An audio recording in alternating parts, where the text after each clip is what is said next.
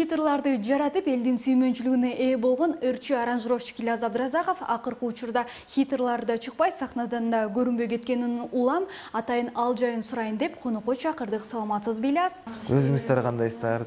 Башка чөйрөгө, башка ишке өтүп кеткенсип, дымыңыз чыкпай калды. Акыркы учурда эмне менен алектенип жана кандай аба менен дем алып жүрөсүз? Башка иштерге эч кайсы жака ишке өткөн жокпуз. Чыгармачылык менен алектенип, ыр жазып, клип тартуулардын үстүндө ошол эл астында кызмат кылуу деген биз чыгармачылык боюнча эле иштеп жүргөн убагыбыз. Жаңырlарды жазып бүтпөй эле өзүнүн ээлери чыгып мага берчи деп анын баш тарта албай, ал клиптер ырлар эме кетип атат да, бирөөлөргө берилип кетип атат. Ошондуктан көп ырлар чыкпай калып атат.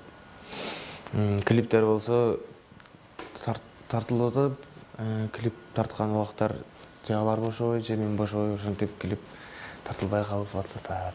Казак боордоштор менен иштешүүнүн жолун таап алдыңыз. Анан такай иштешкениңизге канча убакыт болду? Ал жака 1 айга барып келдим окшойт. 1 айда барып, бир Алдабай деген группага, топко 1 альбом 5-6 ыр жазып келдик, 10 чактыдай. Ошол ырларды эми акырында чыгарууда, сайттардын баарында.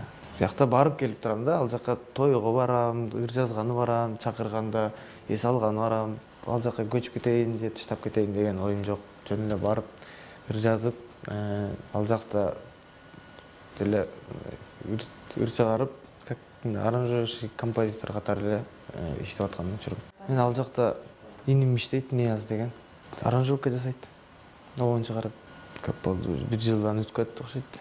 Былтыр августта кетти эле, ошо барып келип турат негизи, бирок студиясы, жашаган жери основной ошол жакта. Казак ырчысы Кайрат Нуртас менен достордон болуп жүрдүңүз эле, азыркы кезде да байланышыңыз барбы? Азыр эле байланышыбыз бар. Кээде сүйлөшүп, концерт болуп калганда чогулуп, той болуп калганда чогулуп калабыз кээде.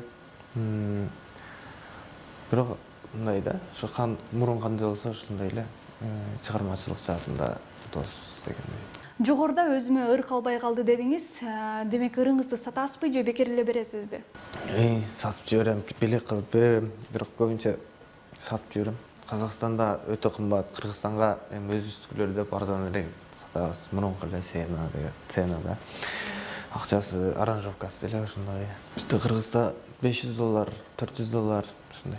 Казакстанда $1000, $2000. Казакстанда да концерттерди берип жүрөсүз. Анан ал жактын элдери сизди таанып калдыбы, көрөрмандарды топтой алдыңызбы? Ооба, көчөдө жүргөндө негизи ал жака машина менен кирбейбиз, жөө барабыз, таксиге чейин барып, мындай болуп калганда, кээ бир учурларда болуп калат, өзүбүз жалгыз жүргөндө.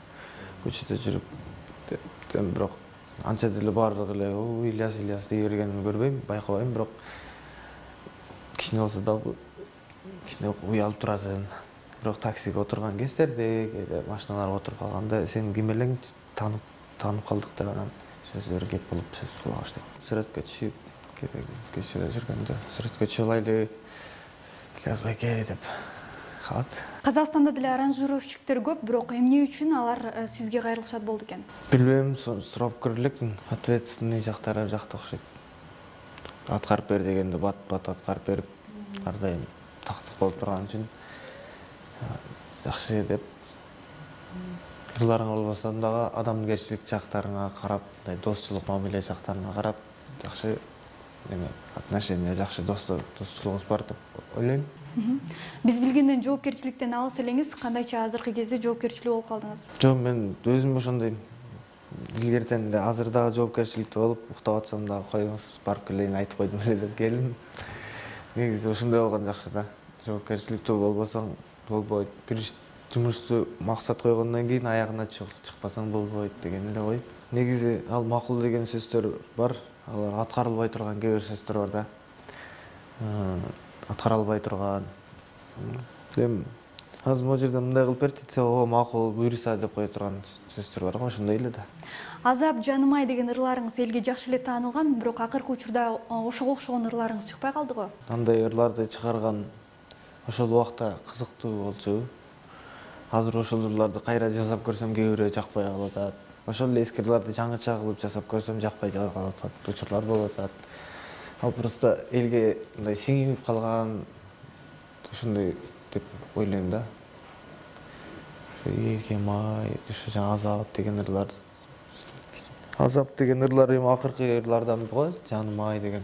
Эски ырлар сиңип калган менен бирок андай ырлар жаралып эле атат. Жанагындай эл арасында көп угулбай, реклама болбой, ошого эле ырлар жазылып, бир угулуп калып кетип аткандай сезилет да. Сизге жардам бер деп кайрылгандар көп болобу? Эми бар, соп болсо дени сагып туруп эле жардам берчи дегендер бар. Эми жардам берейин десең, көбүрөөк кичине күтүп тур, мындай десем, мынтип айткандар да болот. Сиз сөзүңүзгө турасызбы, же айтпай эле койбойсузбу ушинтип деп. Анан жардам бергим келип калат экен, эми жардам берейин деп келаткан элечи. Жөө жардам берем, макул аранжировка бир жазып берем колуман келишинче. Бирок өзүңдө аракет болушуң керек, талантың болуп чыгарышың керек десем, макул деп баштайт да, 1-2 күндөн кийин эле что-то сиз сөзүңүзгө турбайт окшойсуз деп баштайт да. Эми Кеп Нугун жеке жашоого буралы балаңыз тууралуу айтып берсеңиз. Розан 2 жашар. Улум тууралуу айтканда мага окшоп жакшынакай болуп, ширин болуп калган кези. Тили чыкканда папа, маманы айта алат. Көпчүлүк далай жолу жубайыңыздар экөөңүздарды ажыраштырып, кайра жараштырып жиберди. А негизинен чогуу эле жашап жатасыздарбы? Негизи эл алдында жүргөндөн кийин ар кандай ушак кептер, жакшы жаман сөздөр жанашып жүрөт деп айткылы. Ошол сыяктуу эле сөздөр болушу мүмкүн, баары жакшы баары жашоо алдыда деп коет. Баары баягындай эле, Кудайга шүгүр. Бала чака чоңоюп атат.